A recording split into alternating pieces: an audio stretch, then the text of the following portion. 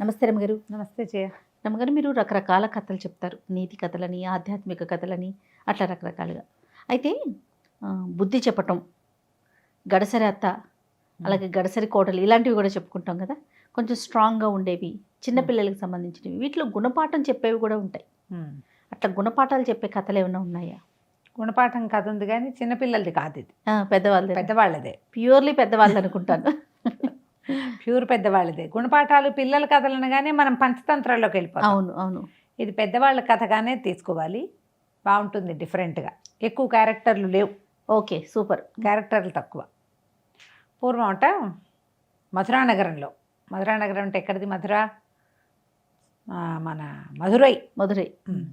అక్కడ మకరదంష్ట్ర అని ఒక వేశ్య, ఒక ఆవిడ ఉండేది, ఒక పెద్ద ఆవిడ.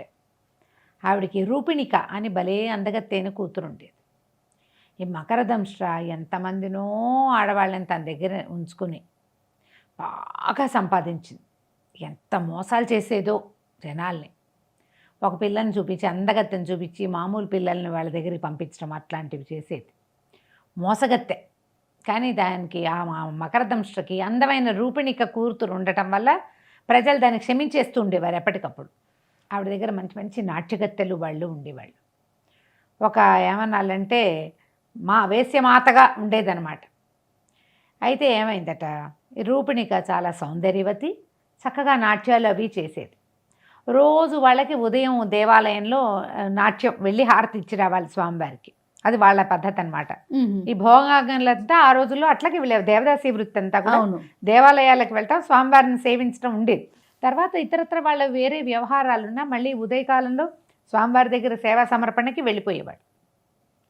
ఒకనాడు రూపిణిక ఈ మధురానగరంలో ఉన్న అత్యద్భుతమైన విష్ణువాలయంలో స్వామివారిని సేవించి ఇంటికి వస్తుంటే ఈ అమ్మాయికి ఒక చక్కగా అందంగా ఉన్నటువంటి ఒక బ్రాహ్మణ యువకుడు కనపడ్డాడు. ఎంత నచ్చాడో అతను ఆ అమ్మాయికి. ఇప్పుడు పాపం ఇలాంటి వృత్తిలో ఉన్న వాళ్ళకి వీళ్ళకి నచ్చటం, వీళ్ళకి మనసు అవకాశాలు లేవు కదా.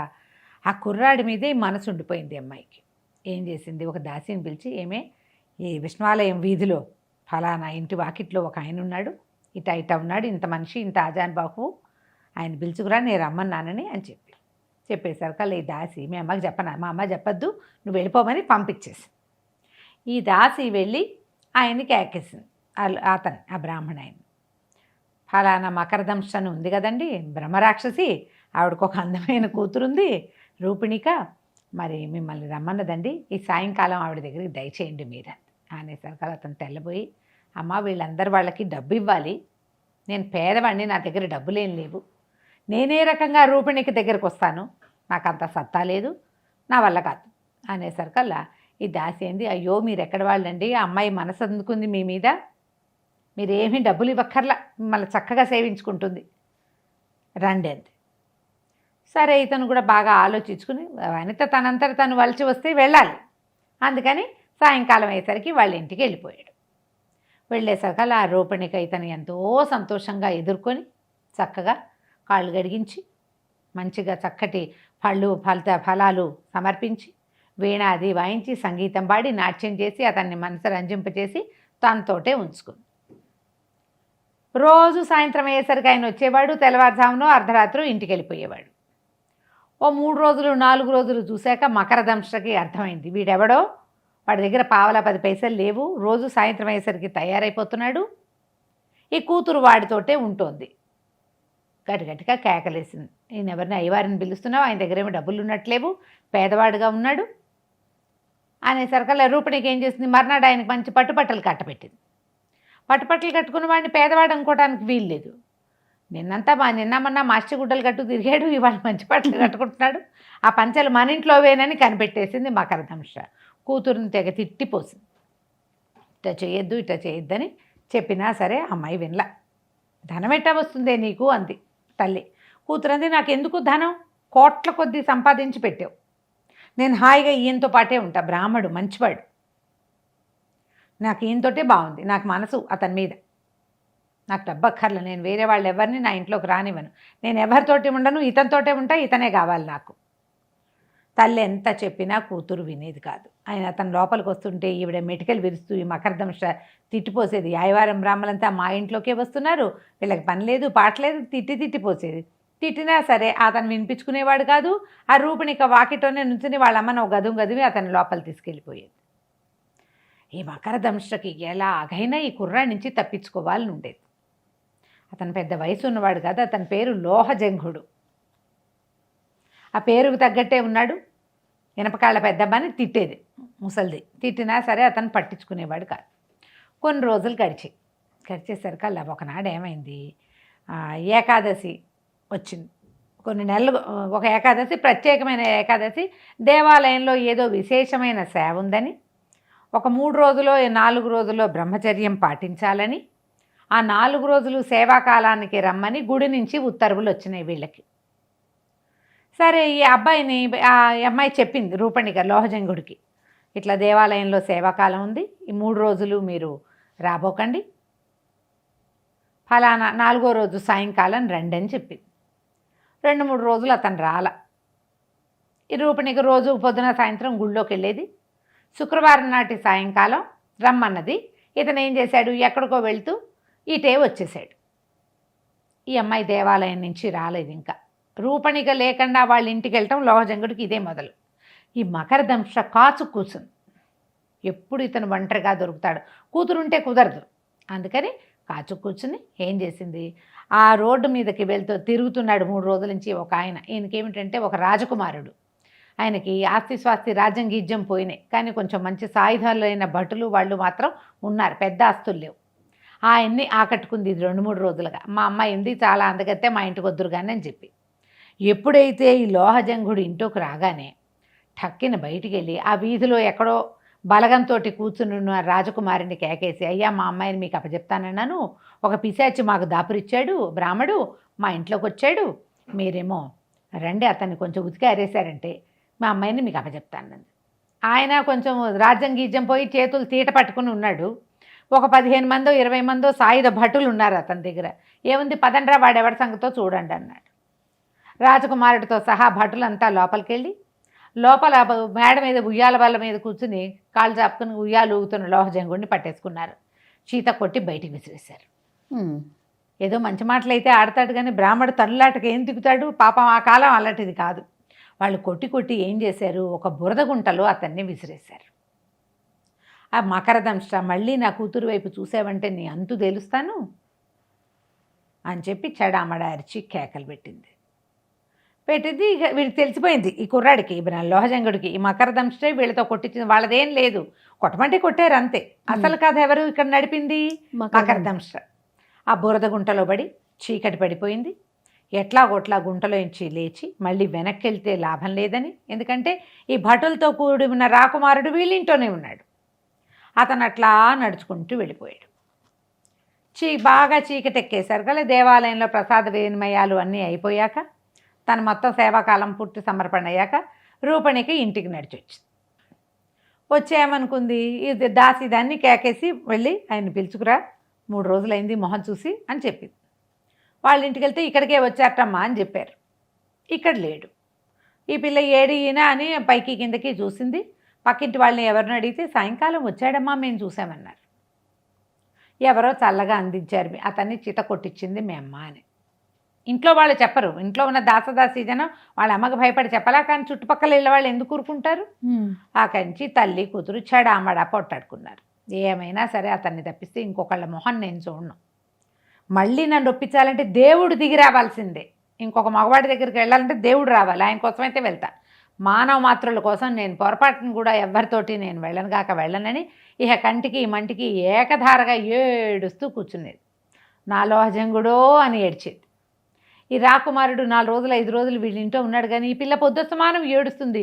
శుభ్రంగా స్నానం చేసి అలంకారాలు అవి చేసుకోవచ్చు. ఎంత అందగత్తైనా ఏడ్చిపోతుకుంటుంటే దాని మొహం ఏం బాగుంటుంది.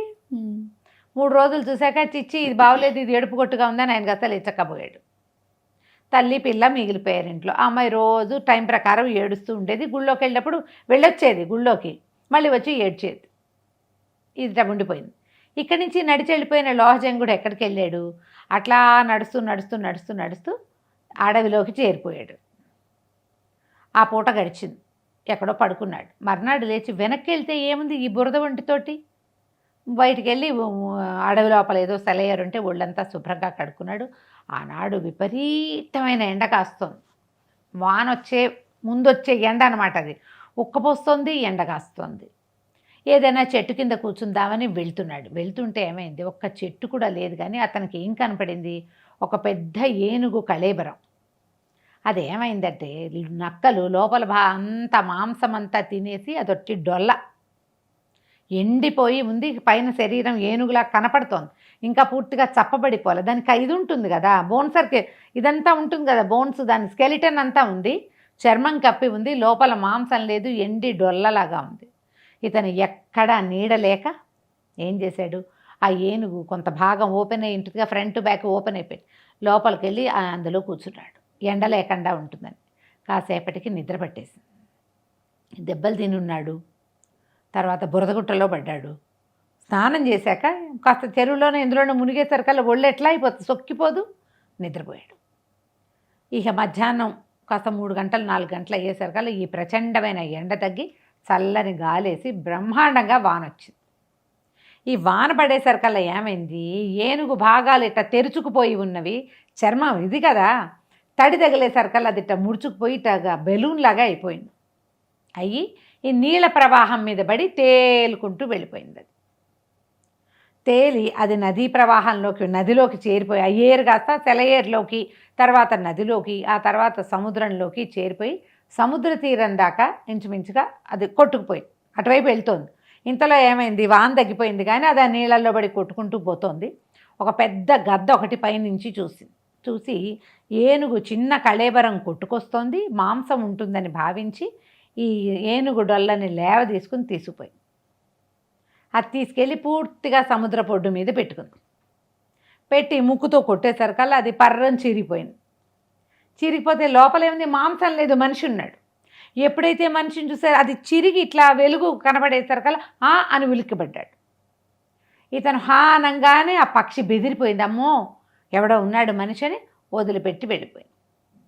ఈయన లేచి బయటకు వచ్చి చూసుకుంటే ఏముంది, అదేదో సముద్ర తీరం. తనకి తెలిసింది కాదు, ఎక్కడికి వచ్చాడో కూడా అర్థం కాల. ఎక్కడికి తెచ్చేసిందో ఆ పక్షి, నది తీరం నుంచి సముద్ర తీరంలోకి వచ్చేసాడు. లేచి అటు ఇటు నడుస్తుండేసరికల్లా అతనికి 2 బ్రహ్మాండమైన ఆకారాల్లో ఉన్న రాక్షసులు కనపడ్డారు. ఆ లోహజంగుడికి ఉలిక్కిపడ్డాడు, ఏమిటి వీళ్ళేమిటి ఇంతతున్నారు అని. వాళ్ళు కూడా వాళ్ళు హడిలిపోతూ వచ్చారు, నాయనా ఎవరినైనా నువ్వు అని అనేసరికల్లా నేను మనిషిని అన్నాడు. మనిషి అనగానే భయపడి చచ్చారు వాళ్ళు. ఎందుకంటే అది లంకా పట్టణం. ఇది వెళ్ళి ఈ పక్షి తీసుకుపోయి అతన్ని, ఈ లోహజంగుడిని లంకలో పడేసింది. వాళ్ళకి మనుషులంటే భయం, రాముడి వల్ల చాలా భయాలు వచ్చినాయి కదా. వాళ్ళు పరిగెత్తుకుంటూ వెళ్ళి మహారాజు అయిన విభీషణుడికి చెప్పారు. ఎవరో మానవుడు వచ్చాడండి, మనిషిని చెప్తున్నాడు, బ్రాహ్మణ వేషధారిగా పంచాది కట్టుకున్నాడు అనగానే విభీషణుడే స్వయంగా అతను తీసుకురండి నా దగ్గరికి, సరిగ్గా కనుక్కురండి అంటే సరే తీసుకొచ్చారు కల్లా ఇతనికి తెలిసిపోయింది. లోహజంగుడు తెలివైనవాడు. రాక్షసులు, ఇది పెద్ద సమాజం, వీళ్ళేమో 10 అడుగులున్నారు ఒక్కొక్కళ్ళు, వీళ్ళకి తగినట్టుగానే భవనాలు 35 అడుగులు ఎత్తున్నాయి. మన ఇళ్ళు ఎంత ఉంటాయి, 15 అడుగులు ఉంటాయి. అమ్మా అనుకుని ఏం చేశాడు, జాగ్రత్తగా విషయం అంతా మింగేసి, ఎవరినైనా నువ్వు ఎక్కడి నుంచి వచ్చావంటే, నేను కాశీపట్నం వాసినండి, అదే మధురాపట్నపు వాసిని, నేను చాలా గొప్ప విష్ణు భక్తుడిని, నా నిర్ధనుడిగా ఉన్నాను, అందుకని నేను భగవంతుడిని ప్రార్థించాను. దేవాలయంలో ఒక రోజంతా కూర్చొని ప్రార్థిస్తే విష్ణుమూర్తి నాకు ఆజ్ఞ ఇచ్చాడు. మధురానగరంలో విష్ణువాలయాలు ఉన్నాయి కదా, విష్ణువాలయంలో స్వామి నా భక్తుడైన విభీషణుడు నీకు కోరింది ఇస్తాడని చెప్పాడు. ఓహో, మరి తెలుసుకున్నాడు విభీషణుడు అని, ఇతను ఇస్తాడన్నాడు. ఎక్కడ విభీషణుడు, నేను ఎక్కడికి వెళ్తాను స్వామి అంటే, నేను చేరుస్తాను రా నిన్ను అన్నాడు. నేను ఆ దేవాలయంలోనే పడుకుని నిద్రపోయాను, లేచేసరికల్లా నేను మీ దగ్గర ఉన్న లంకా పట్టణంలో అనగానే విభీషణుడు చాలా సంతోషించాడు. రాముల వారు మాకు దైవం, ఆయన విష్ణువంశ సంభూతుడు కదా, తన భక్తుడిని తన ఇంకొక భక్తుడి దగ్గరికి చేర్చాడు. నీకు కావలసిన ధనం ఇస్తాను, నా దగ్గరే ఉండని 4 రోజులు ఉంచుకున్నాడు చక్కగా. ఇక అక్కడి నుంచి ఆ లంకాపట్టణం అంతా తిరిగి చూసి, లంకాపట్నం ఎట్లా ఉంటుందంటే ఒక చెట్టు మీద ఉన్నట్టుగా ఉంటుంది. లంక తాలూకు నేల చెక్కలాగా ఉంటుంది. ఇది ఇట్లా ఎందుకు ఉందంటే పూర్వం గరుత్మంతుడు అమృతాన్ని తేవడానికి బయలుదేరినప్పుడు వాళ్ళ నాన్నకి ఏం చెప్పాడంటే, నాన్న తండ్రి దగ్గరికి వెళ్ళాడు, నేను అమృతాన్ని సాధించడానికి వెళ్తున్నానంటే ఆయన ఏం చెప్పాడు, నీకు బలం కావాలరా నాయన, ఈ సముద్రంలో కచ్చపాలు ఇద్దరు ఉన్నారు, గజము కచ్చపము, ఒక ఏనుగు తాబేలు హోరాహోరీ పొట్టాడుకుంటున్నాయి, వాటి రెండింటినీ భక్షించు నీకు బలం వస్తుందన్నాడు. అవి భక్షించడానికి ఆ రెండింటినీ పట్టుకుని ఆయన ఒక చెట్టు మీద వాలాడు. వాలితే ఆ చెట్టు కొమ్మ విరిగిపోబోయింది. ఆ చెట్టు కొమ్మకు వేళ్లాడుతూ వాలకిల్లులని తపస్సు చేసుకునే వాళ్ళు మునులు తండ్రి ఆజ్ఞతోటి వాళ్ళకి దెబ్బ తగలకుండా ఆ కొమ్మను తెచ్చి ఇట్లా సముద్రంలో పెట్టాడు. వాలకిల్యాదులు దిగెళ్ళిపోయారు. ఆ చెట్టు కొమ్మ మీదే ఈ లంకా పట్టణపు ద్వీపం ఏర్పడింది. అందుకని దాని తాలూకు పీఠభూమి మట్టిగా ఉండదు, చెక్కగా ఉంటుంది చెట్టు కొమ్మ. అది గరుత్మంతుడు పెట్టిన చెట్టు కొమ్మ వల్ల ఏర్పడిన ద్వీపం లంకా పట్టణం అని ఈ పుస్తకంలో చెప్తారు. నిజమా కాదా నన్ను అడగండి, ఆ బుక్లో ఉంది, అట్లా ఆ కథలో కనపడుతుంది. సరే, సంతోషించాడు. లంకా నగర విశేషాలన్నీ తెలుసుకున్నాడు. ఎక్కడ సీతాదేవి కూర్చుంది, ఎక్కడ రాములు వారు పడుకున్నాడు అన్నీ కనుక్కున్నాక కొద్ది రోజులు ఉన్నాక నేను ఇంకా మా ఊరు వెళ్తానండి అన్నాడు.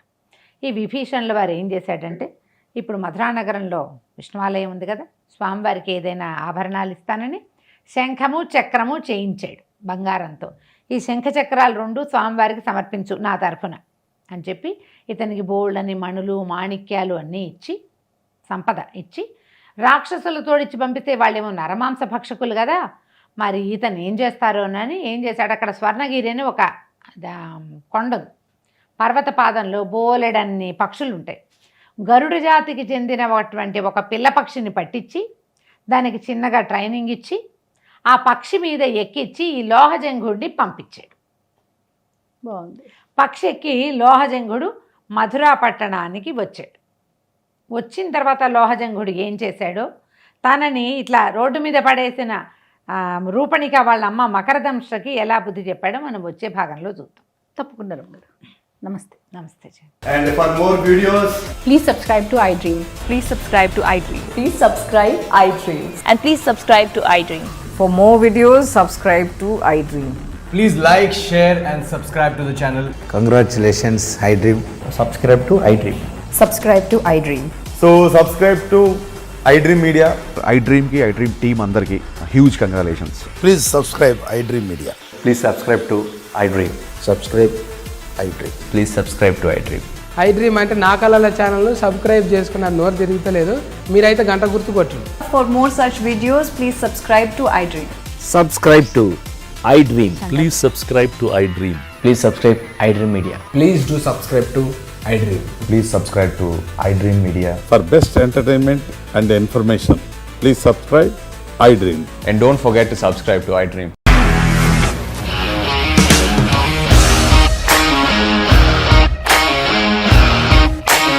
ఇండస్ట్రీలో కమిట్మెంట్ ఇష్యూస్ వస్తే నీకు కూడా వచ్చినట్టు మార్నింగ్ తీసుకెళ్ళాలంటే కొట్టి పడేశాడు.